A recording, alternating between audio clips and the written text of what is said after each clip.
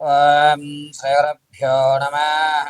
హరి ఓం శ్రీమహాగణాధిపతయే నమః. శ్రీమహాసరస్వత్యై నమః. శ్రీగురుభ్యో నమః. హరి ఓం. జగతం పితరం వందే పార్వతీ పరమేశ్వరం. సర్వతం పార్వతీ పరమేశ్వరానుగ్రహ సిద్ధ్యర్థే. ఫిబ్రవరి నెల 17వ తారీఖు మంగళవారం, మాఘ బహుళ అమావాస్య. ఆ రోజు రాహుగ్రస్త కంకణాకార సూర్యగ్రహణం ఏర్పడుతుంది. ఈ గ్రహణం రోజు నుండి ప్రారంభమయ్యి 17వ తారీఖు మంగళవారం మాఘ బహుళ అమావాస్య నుండి ప్రారంభమయ్యి 1వ తారీఖు మార్చి 2026 వరకు కూడా 5 గ్రహాలు మిథున లగ్నంలోకి రావడము, ఈ పంచగ్రహాల కూటమి వాటి యొక్క ప్రభావం వల్ల ఏ రాశి వారు ఆర్థికంగా ఇబ్బందులు పాలవుతారు, ఏ రాశి వారికి అదృష్ట యోగం కలిగేటువంటి అవకాశం లభిస్తోంది, 5 గ్రహాలు ఒకే స్థానంలో ఉచ్చస్థితిలో చూస్తున్నాయా, లేక శనీశ్వరుని మూల త్రికోణంలో చూస్తుందా, గురువుని బలాయుక్తంతో అయ్యే విధంగా ఈ పంచగ్రహ కూటముల యొక్క ప్రభావం ఉంటుందా,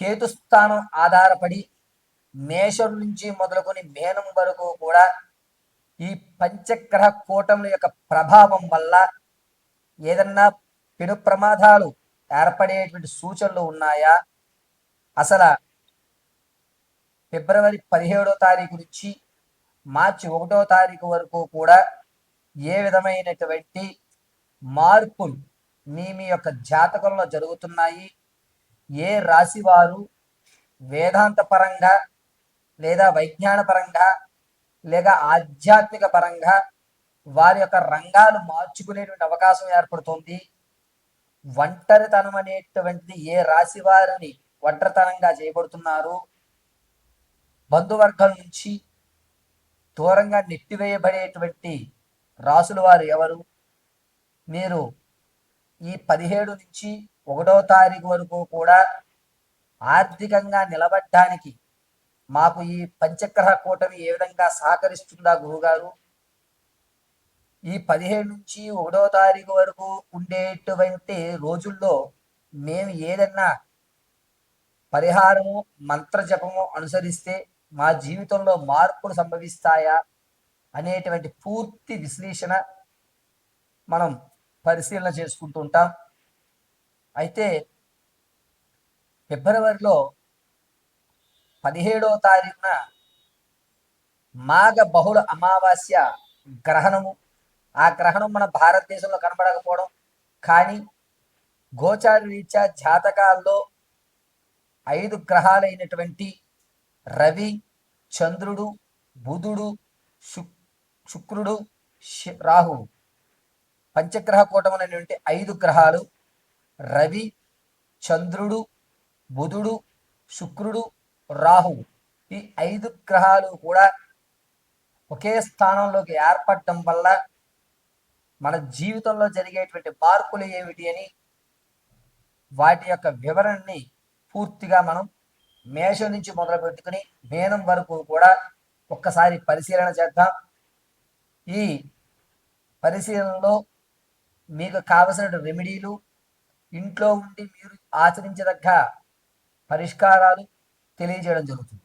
అయితే ఈ పరిహారాలన్నింటినీ కూడా మీరు అమ్మవారి అనుగ్రహంతో చక్కగా ఇంటి వద్ద నిర్వర్తించుకుని సకల ఆర్థిక ఆరోగ్య స్థితిగతులతో ఉన్నతమైన స్థితిగతులతో ఉండాలని మనస్ఫూర్తిగా కోరుకుంటూ పంచగ్రహ కూటమిలో వల్ల జరిగేటువంటి మార్పుల్ని మనం ఇప్పుడు చర్చించుకుందాం. మిథున రాశి వారు ఫిబ్రవరి 17వ తారీఖు నుండి అనగా మాఘ బహుళ అమావాస్య మంగళవారం నుండి 1వ తారీఖు 3/2026 మార్చి వరకు కూడా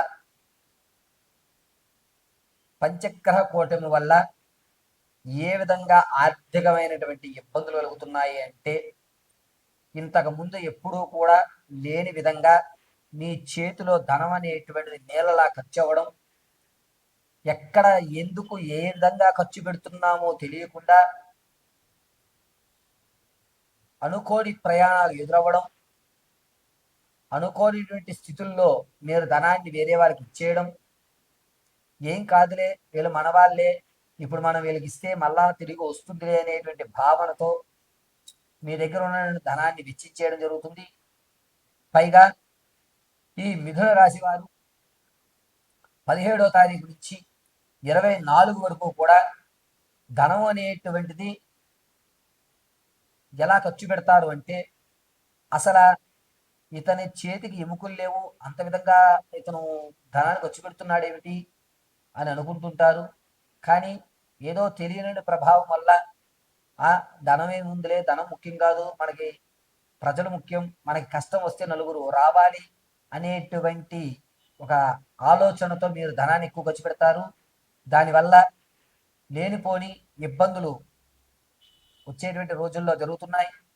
మీరు ఇప్పుడు ఖర్చు పెట్టేటువంటి ప్రతి రూపాయి కూడా అనవసరంగా బూడిలో పోసిన పన్నీరుగా ఖర్చు పెట్టడమే తప్ప, ఈ రోజు మీరు ఎవరెవరికైతే ధనాన్ని ఖర్చు పెడుతున్నారో రానున్న రోజుల్లో వారు మీకు సహాయం చేసేటువంటి అవకాశం ఎక్కడా లేదు. కావున మీకు ధనం మీద ఎటువంటి నియంత్రణ ఉండదు. మీరు ధనాన్ని ఖర్చు పెట్టాలన్నా, ఏమి చెయ్యాలన్నా వేరొకరి పేరు పెట్టుకోండి బినామీగా, లేకపోతే వాళ్ళ పర్మిషన్ తీసుకుని ఖర్చు పెట్టుకోండి. నా దగ్గర అయితే ఏమీ లేదని 2 చేతులు ఎత్తి నా దగ్గర ఏమీ లేదు నాయన నమస్కారం పెట్టడం చాలా ఉత్తమము. 17వ తారీఖు నుంచి ప్రారంభమై 1వ తారీఖు వరకు కూడా మిథున రాశి వారు ధనాన్ని ఎంత దూరంగా ఉంచుకోగలిగితే అంత మంచిది. ఇది ఖచ్చితమండి. రవి, చంద్రుడు, బుధుడు, శుక్రుడు, రాహు ఈ 5 గ్రహములు కూడా మిథున లగ్నంలో నీచయుక్తంలో కుజుడు చూస్తూ ఉండడం వల్ల మీరు దేనికి ఎంత, ఎలా, ఎప్పుడు, ఎక్కడ ఖర్చు పెడుతున్నాము అనేటువంటి లెక్కలు లేకుండా ఖర్చు పెట్టేస్తుంటారు. దీనివల్ల లేనిపోని సమస్యలు భార్యాభర్తల మధ్య, కుటుంబం మధ్య ఏర్పడుతూ ఉంటుంది. అనవసరమైనటువంటి కార్యక్రమ విందు వినాదాల్లో పాల్గొంటారు.